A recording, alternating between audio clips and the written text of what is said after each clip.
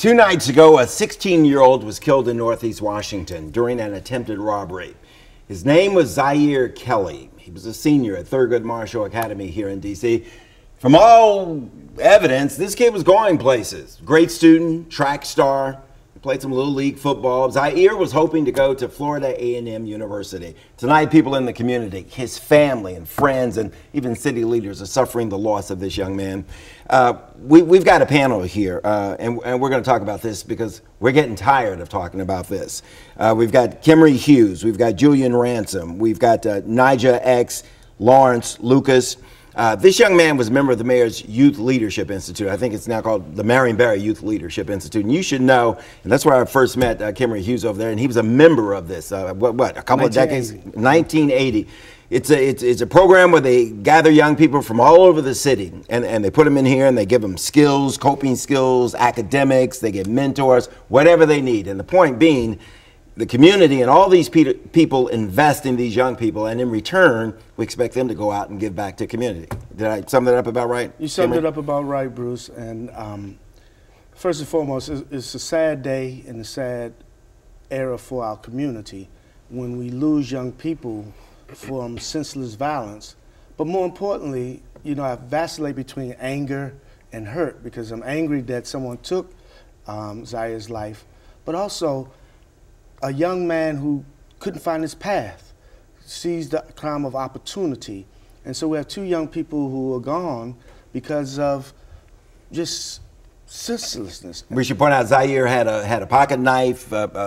His assailant, the guy trying to rob him, had a gun. You can imagine, you know, how this would end anyway. And he was trying to get his cell phone from everything I'm hearing, okay? So Zaire was able to stab this guy. He died eventually, but Zaire was shot, okay, dead.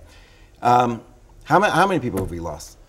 From From the Youth Leadership Institute. It's hard to say.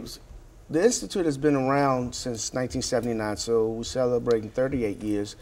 Over the years in our alumni grouping, I would say maybe 20. 20 kids. Maybe, and Norm Nixon and I were trying to figure that out. No, earlier. That's okay. That's a big number. Yeah. It's a big number. What's going on out there? Why can't we keep our young people alive? Our young people who are trying to do the right thing, they are where they're supposed to be. Why can't we keep them alive? I think the hardest thing right now is getting them to understand that, you know, y'all are really stealing from the same pot.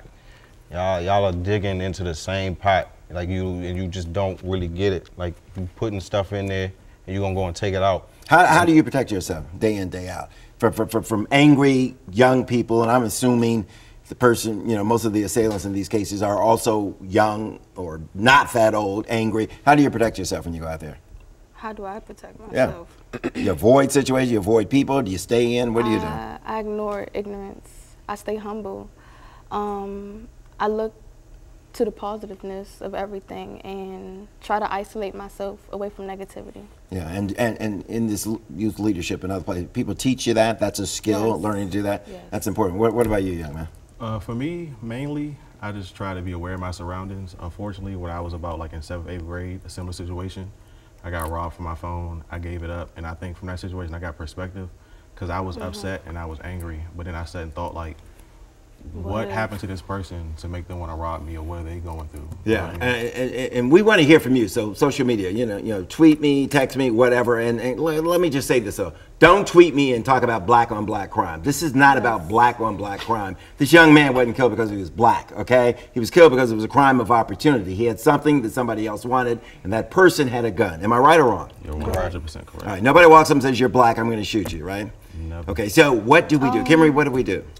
Well, you know, we have a lot of programs in the city, and somewhere we have to get to the heart of the young people. One of the things that I remember going through— You're talking about the assailant now, the bad guy. The bad guy, because I remember coming through the program myself 37 years ago, and I wasn't the cream of the crop in terms of being a goody-goody two-shoe, but one of the things I remember is that we captured the heart of the young people, and then we were able to change their concepts of thinking, thus changing the action. Is the program big enough? I mean, can we take in more kids? Are we reaching enough of these kids who are angry out there that you're talking about? I think we can take in more, but I think that the city does a great service for a lot of young people.